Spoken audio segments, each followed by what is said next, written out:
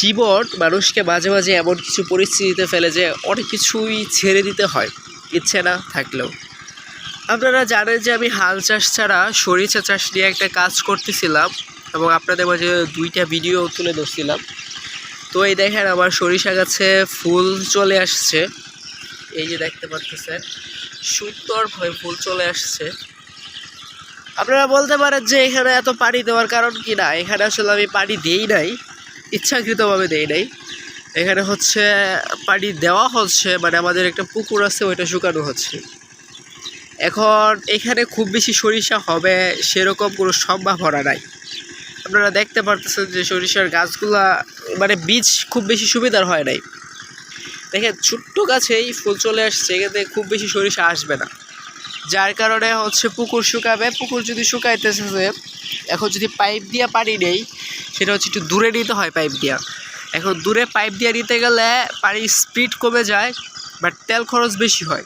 কলকে অনেক বেশি লুট দিতে হয়, কিন্তু পানি কম যায়, সব মিলে তেল খরচ বেশি হয়।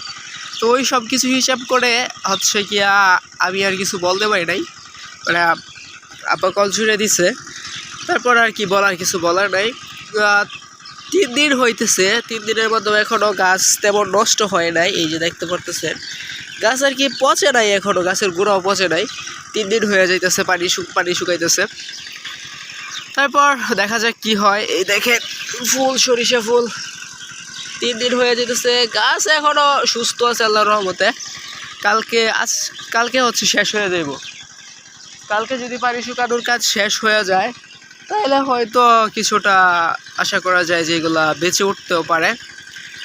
তা যাই হোক, আপনারা দোয়া করেন, মাঝে মধ্যে কিছু জিনিস ছাড়তে হয়, সেগুলো যেন ছাড়ার সাহস রাখতে পারি। আর এই বিষয় নিয়ে হয়তো বিস্তারিত খুব বেশি ভিডিও আসবে না, কারণ যেহেতু আবার এটা নষ্ট হয়ে যাওয়ার সম্ভাবনা বেশি। যদি নষ্ট না হয় তাহলে আপনাদেরকে অ্যাভারেজ পরবর্তী ভিডিওগুলো আসবে ইনশাল্লাহ, যে কেমন সরিষা হইলো বা না হইলো।